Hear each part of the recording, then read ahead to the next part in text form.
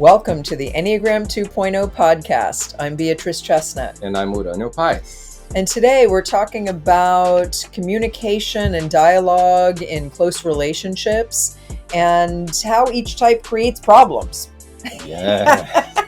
I think we decided to talk more about the problems than the solutions today. Well, the 9 personality types are problematic by definition. Yeah, they are problems in and of themselves. They're blocks. Well, I always like the definition of Enneagram type as it's a defense against love. Yeah. And we make ourselves hard to other people because of our particular personality biases, how we communicate, how people think that, the relationship is not being made easier by us. Yes. In some ways. And of course, we can really clearly see the way the other person is the problem when we're having a challenge or a conflict with them. And sometimes it's hard to get out of relationship conflicts because all we can do is see how the other person is the problem. And it's really hard to see how we're the problem also. Yeah, how come you don't see things my way and you Yes. don't agree with me and you don't see how easy I am? Yes, it's like when I was a psychotherapist and I often worked as a couples counselor. One of my consultants one time said the person I went to learn and to get advice on how to be a better couples therapist, she would say most people come to couples counseling to fix the other person, and they end up learning that they need to fix themselves or at least address their own issues.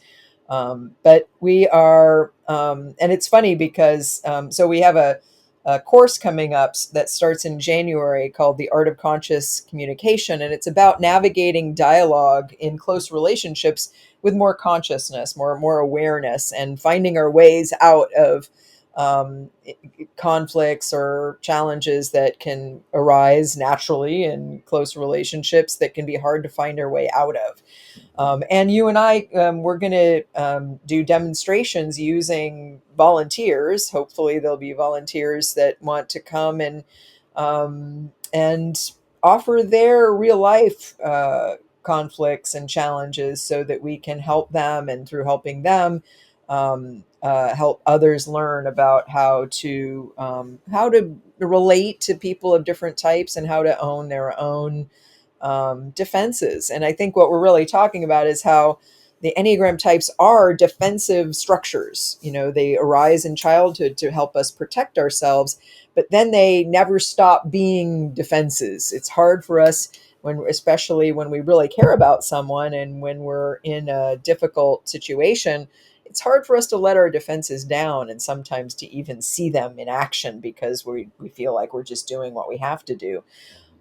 So that course will be a little bit about helping people by you and I being their couples counselors live and in person, and through that helping learn about the types. And I think that got us thinking about a podcast on again, just pointing out some of the problems, that when these defensive structures get out of control or when we don't see them as clearly as we could. And of course, they're often very hard to see. Yeah, it's a lot of experiential learning. It's very fun to do it, to participate in it, and seeing actual problems, the stories behind and the territory, not just the map, but using the Enneagram as this brilliant map to help improve communication between people who coexist for such a long time and who love each other but fall into traps. And I think we're talking about both intimate partners, but also really close friends, family members. I think we want this to apply, and it does, to all really close relationships that hopefully will get closer with more conscious awareness on the part of both participants or all participants. Yeah. So today I was thinking we wanted to talk a little bit about not the solutions yet, but the problem. And I was thinking the real title of this podcast could be "Stop looking at the other person. You're the problem." Consider that you are the problematic one Yeah, here. how each of the 9 Enneagram types become a big problem for other people Yes, in their yes, lives. yes, yes, People, the closest people to them, yes. and how hard you are to relate with. Yes, and it's funny because I was thinking about myself and how I can be defensive, and how when we get into conflicts with each other, you and me, sometimes you really want me to own something, and you get really mad if I'm not owning something or owning something first. And I often have said to you, "Look, I'm capable of owning something, but not right now when there's a gun up against my head, right? When you're like really, saying you have to own this right now, that's the last moment I'm going to own something." Uh-huh. That said, I do need to always be considering what I need to own, just like we all do. Yes. Yeah. So I guess that for each type, we can say the main patterns we've been learning, the more we teach these courses, that like this one we're going to do, when it comes to things that each type think they're doing great at, but not really. Right, right. Or one or two problems that each type can think about owning next time they're in trouble with someone that they care about. Yeah, and again, dialogue, communication, it's all also involved in all these things that we're talking more and more about for Mhm. today, Mhm. which is building more understanding and peace, and being more mindful of differences and Mhm. working with differences, Right, right. right? Okay. So, shall we start with type 8 as we often do? Sure. Yeah. I see that many times aides just think they are doing the best in being practical and going there and talking about some problem to be solved and doing something that the other person needs, and trying to be very concrete. And the other person gets more and more frustrated Mhm. when aides do that. Mhm. They think that aides should just pay more attention to them and listen more without Mhm. just thinking what to do about what they are sharing. Right, right. Yeah. And I think eights sometimes appear to the other person as completely invulnerable and closed off, just in sort of action mode, and not necessarily in receptive mode. Like this person isn't listening to me and doesn't want to listen to me. Yeah, the thing is, remember, we did recently a course and we worked with an eight, with a type 4 partner. Mm-hmm. And then he was saying, my partner, has some problems that I really try to be there for her. And I am always trying to do something so that she overcomes those hard feelings she has. Right. And then She was turns a out, four. Yeah. yeah, turns out all she wanted was for him to listen to her and not to do anything about it. Exactly. Yeah. And you said a couple times, you're acting like her therapist, Mhm. not her partner. Yeah, Yeah. Yeah.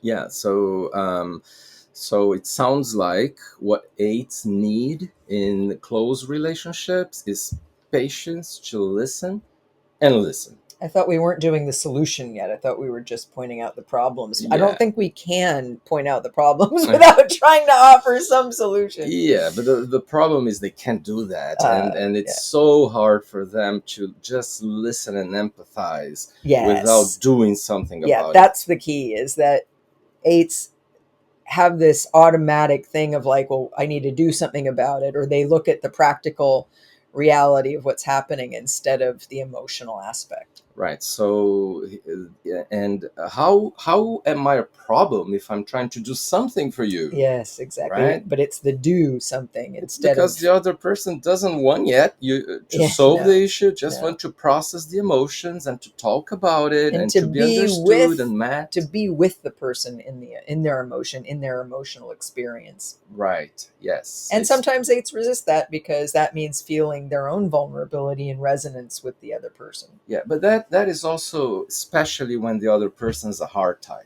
Yes, definitely, definitely. And when I was a couples counselor, I had quite a few 8-4 couples, I Hmm. will say. Interesting. Yeah. And then when the other person's a head type, like 5, 6, or 7, it's a lot about discussing and talking and getting to agreements without necessarily doing something. It's like agreeing in principles. But Yes. for A, it says, let me go do and we'll see. Right. Right. And that's a little bit hard also. Right. So what about type 9?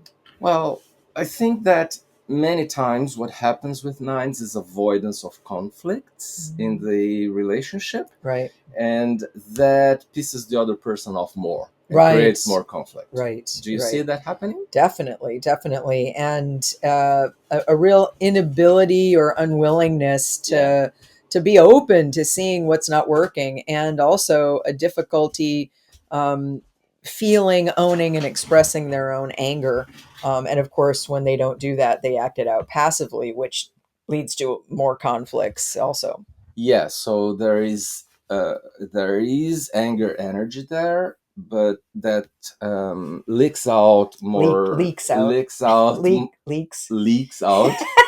I know you're working on your vowel sounds, and Yeah, so say it again. leaks Out more indirectly. leaks out. Yeah, and I try to especially yeah, interrupt thank if you. I I feel like really like people that. won't Yes, understand you, yes. because I know Not that you. I will improve, but I like to know what I'm making it wrong. Okay. So yeah, so it goes out like indirectly Doing in it ways wrong, by the that. way. Doing it wrong would be more accurate. Okay, so please Yes. say what I was trying to say. Okay, I forgot what you were trying to say now. No, Sorry. I'm just saying that with passive aggression, That's right, passive aggression. the person is not really avoiding conflict. It's producing Yes. conflict producing. But consciously, they may think they're avoiding conflict or wanting to avoid conflict, even if they're feeling angry inside, and by acting it out passively, which there can be many different ways that the other person feels that, and so that can be very frustrating. And of course, part of the passive aggressive tendency of nines is to kind of take pleasure in the other person's reacting to their passive aggression and not make it and keep it passive and not be direct. And Right. Yeah. And recently, in a course like this, like the one we're going to do, a type 9 woman thought she was so clear with her type 5 partner, a man. Mm-hmm. And turns out that for a type 5 partner, especially a man, I'd say, she needed to be way more specific and clear than she was. Right. And, talking about what was wrong and what needed to be done differently. Right. It's like nines think they are being more direct when they are doing inner work, and they are getting better, but they are not yet there. Right. They may think that they're making steps to being more direct, but they don't realize how they're still being passive, and they're still, because again, there's this tendency to avoid being very blunt or direct or saying it really up front. And in that instance, in that experience, I really liked how the 5, I thought it was a 6 partner, the 5 or the 6 partner was saying, I really like it when you're clear. Now you're being clear, and that now I get it, and now I can do something about it. Whereas before it felt like I just don't understand what you're saying. Like I'm not getting the point here. Actually, I played her partner as As the a role 6, yes. of her partner as a 5. He was a 5. Oh, okay. And then I was. It's that we had a similar demonstration when the partner was a 6. Right. But both were interesting. Yeah. But the thing is, the 9 is still indirect because of trying not to produce more problems, and that produces more problems. Exactly. Right. Exactly. Yeah. So type 1.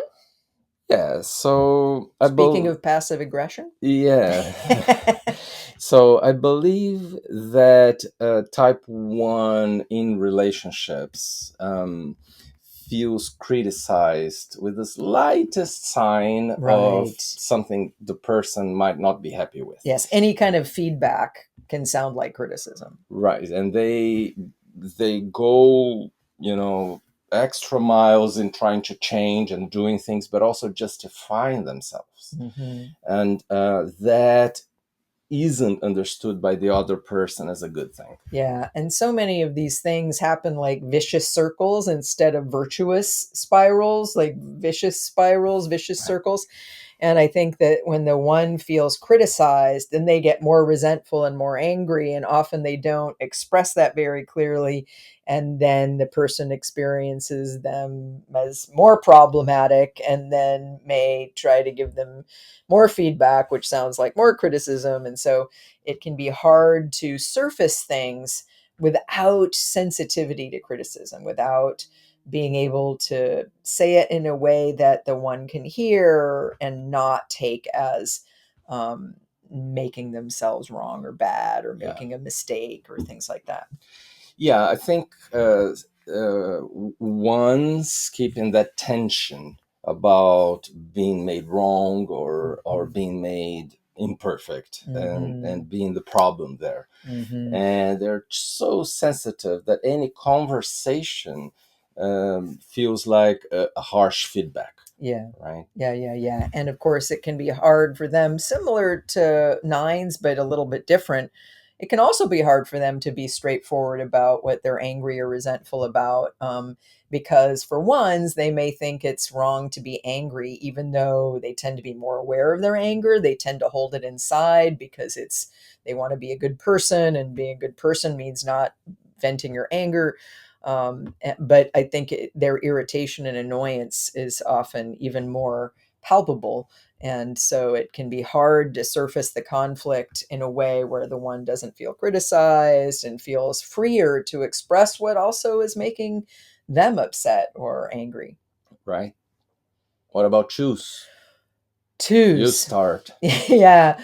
Well, I think one of the things about twos is that they try too hard to please or adapt to others, which of course isn't always the best way to create a positive relationship. And sometimes twos can feel resentful. And also, I would say twos are very sensitive to negative feedback, anything that sounds like rejection. Right. So we can be easily hurt. And on the other hand, hard for us also to express our anger, and also hard for us to hear feedback from the other person because it's similar to ones. It can feel like criticism, but even more than that, it can feel like rejection. So, it can, twos can also avoid conflicts because of all these things. Right. Yeah, like in my relationship with you, I see that it's hard for me as a five when I perceive also that things that are not personal are made personal. I think that choose find it a bit hard to understand that because everything is personal. I mean, when you're saying that, I find it impossible. Like, how can it not be personal? Like, right. I'm a person, you're a person, and this we're two unique people having a relationship. So if you have a problem with me, how could it not be personal? Yeah, you, the listener, welcome to my world. Yeah, so it's like it's hard for people. I know there's two people as multiple persons. Yes, but it's hard for them to try to talk about issues that are not, very personal. With the two and the two taking it all personally. And again, there's a person and another person. Okay, I give up. Yeah. I think we know what the problem is. Let's not go to the solution. The problem has been very clearly identified. Okay. Everyone's going to be wanting to come to our course this time to figure out the answer to that problem. You'd better think of the solution for this one before the course. A couple of months, I think. Okay. Okay, so threes. I think sometimes threes avoid dealing with personal challenges, with relationship challenges, by focusing on tasks and focusing on work and distracting themselves and not wanting to see what's happening. Because I think when issues come up in relationship, it means that the three has to look more deeply inside themselves than they sometimes do. Sometimes if work's going well, if they're doing things right, it can be hard for them to bring in sort of the deeper emotional layer, and it can be hard for them to to see how their emotions are getting involved and operate at that deeper level. Right. Yes, I agree. I also think that the impatience that threes have with other people and trying to adapt too much at the same time creates a discomfort zone for the other person. Where are you? And at the same time, like, I don't see you. You're not making yourself available, and when you're making yourself available, it's not really you because you're adapting. Right? So that is a problem You might, for other yeah, people. the three might be trying to be the person the other person wants them to be, but not realize they're not fully showing up as them with their real true feelings and getting to that deeper layer of what's going on in them. Yeah, and trying to see what they can do also to be Right. better, both do something in terms of their own behavior or do something for the other, but sometimes it's not that. It's not what people really need. Right? They Right. need, like, I'll just say, we're not as much in solutions here, but I'll say for threes that it has a lot to do with building the secret and sacred space, right, with the other person, with the partner, in terms of having going deeper in the relationship issues and talking about what's needed and be very truthful about the problem. So that really helps. Right, right. And sometimes they can be also a bit distracted by the image that they have of themselves and the relationship. Like we have a certain image as a couple in a partner relationship. Right. So what about fours? What do fours do or don't do that stop a more productive dialogue? I think that fours famously have a kind of push-pull dynamic in relationships. Like I think when things aren't working, they're good at kind of showing up and surfacing the conflict and saying, "Hey, let's talk about this." But I also think that they can go looking for trouble. They can focus a lot on what's missing and not focus enough on what's good or what's happening that they can be content or satisfied with or even happy with. Yeah, yeah, true. And I believe that fours sometimes self-reference a lot. Yeah. And in relationships, it's hard for them to put more attention on the other person. Right. It's talking too much about their own feelings and not being as available to just receive the other in what they need. Right. It's a little bit more about my needs than your needs, right? Mm-hmm. Mm-hmm. When the four is in a relationship, and Mm-hmm. although fours can be very empathetic, it's sometimes empathetic like, I hear you, and if it was like this for me, it would be, I would feel this, Mm-hmm. and that. Mm-hmm. So Right. fours sometimes don't know how much they are self-referencing, and they need to look into that. Right. And I do think with fours, it's hard to talk about one four because the three different subtypes of four are so different. And so I'll just say something really brief. I think that with self-pres fours, sometimes actually the problem is they're not sharing their feelings enough, like a little bit like threes, for instance. There's a lot going on inside and they're just enduring the suffering of not being understood or the problem in the relationship instead of sharing what's going on inside. It can be harder for self-preservation fours to bring that forward, and they can even be a little bit masochistically attached to the problems in the relationship continuing because they secretly like the pain more. I think the social four is the one that can especially be focused more on me and not enough on the other person, and also a little bit attached to the suffering that goes along with things not going well in the relationship. It's almost like I stir up the drama to have something to suffer with and to be attached to that suffering. And then with the sexual four, it's leading with anger too much and not sharing enough of what's going on underneath the anger. And of course, a lot of different types don't like angry people or have a hard time when someone's angry at them.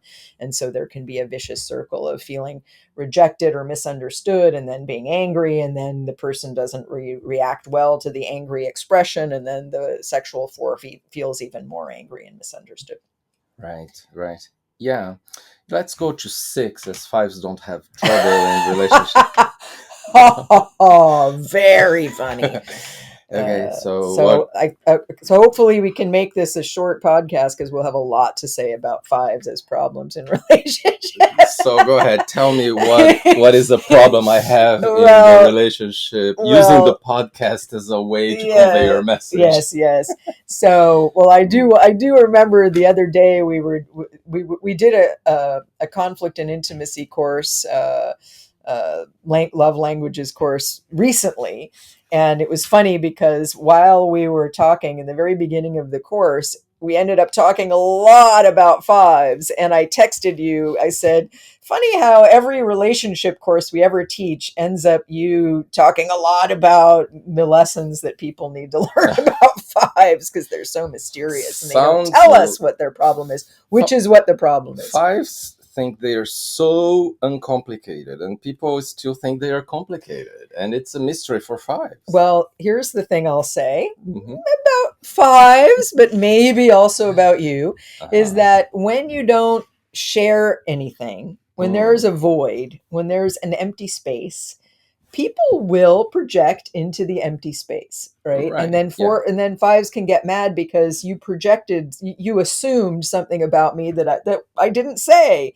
And then so I like to bring up the fact that if you don't share anything and there's an empty space, when people are trying to understand you and have a relationship with you, they will make assumptions. It's just Right. natural. So if you don't want people to make assumptions about you, incorrect assumptions, or project onto you what they think is going on in the silence, you need to come forward and say what's going on. You need to share more about Yeah. what's happening or reach out and be proactive about communication more than is your I natural totally tendency. understand that now. The problem is that at the same time, this is what people experience. The 5 here experiences all I'm doing is sharing. I'm sharing all I could, and more than any other time in my life.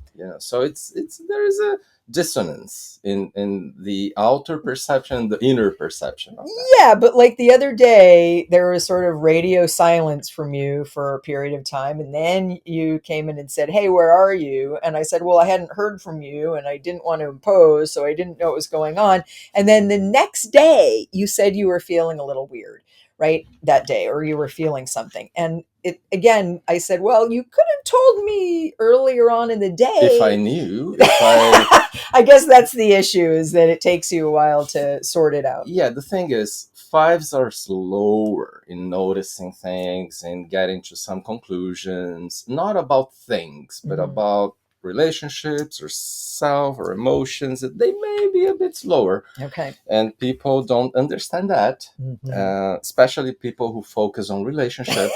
And then, Yes, it's sort of unfathomable that people wouldn't be thinking about feelings in relationships. yeah, so Yeah. yeah, the thing is, 5s have a hard time being more functional when with others. Thank you for owning that. Yes, and Yeah. then it takes more time to process things. Okay. So time runs a little bit funny, in funny ways for 5s. We'll soon talk about time and the Enya types in future podcasts, but you see how that is for 5s.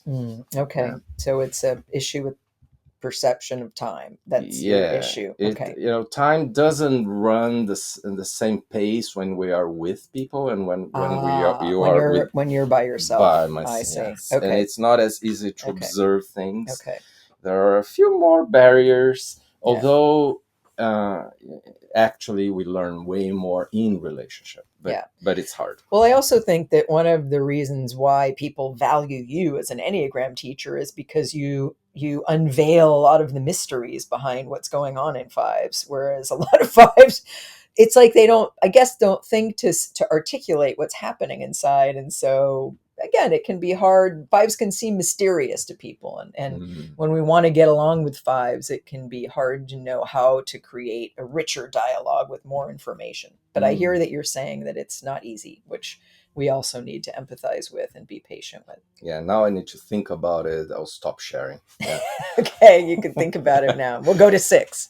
Okay, so 6, in terms of dialogue, things get very hard when sixes make assumptions, which is so common for sixes in relationships. They assume that something is happening, and they really trust that 100%. They think it's for sure what's happening. Is that projection? It's projection, and it's so much thinking, and they base themselves in things that are assumptions, but they think is data, just data, and then neutral data versus colored by their own fears or worries or anxieties. And they make conclusions out of that, and they can think what they're imagining is equal to what's actually happening. Well, they don't think it's imagination. I see. So they think they are seeing something, and it's hard for the other person in the relationship,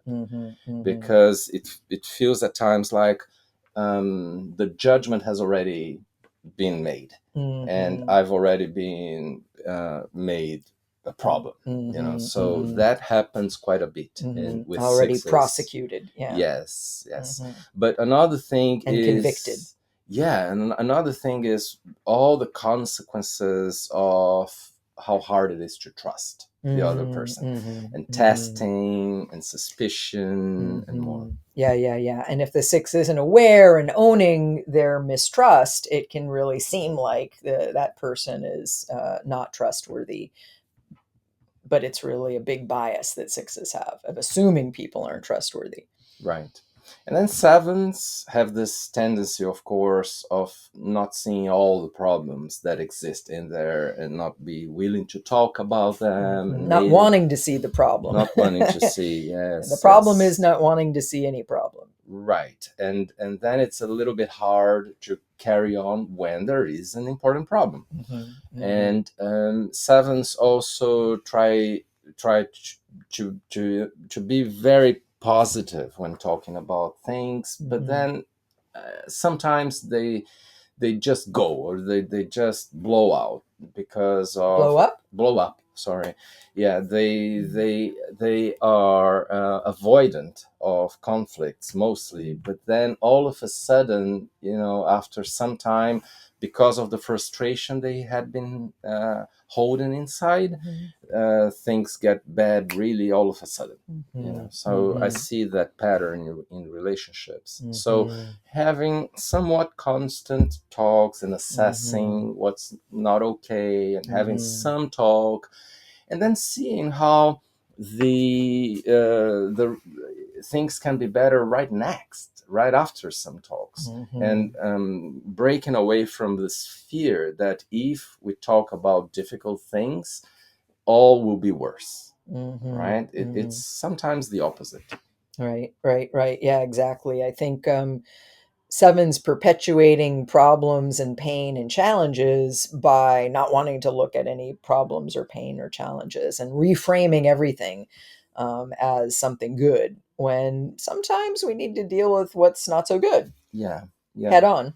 Right.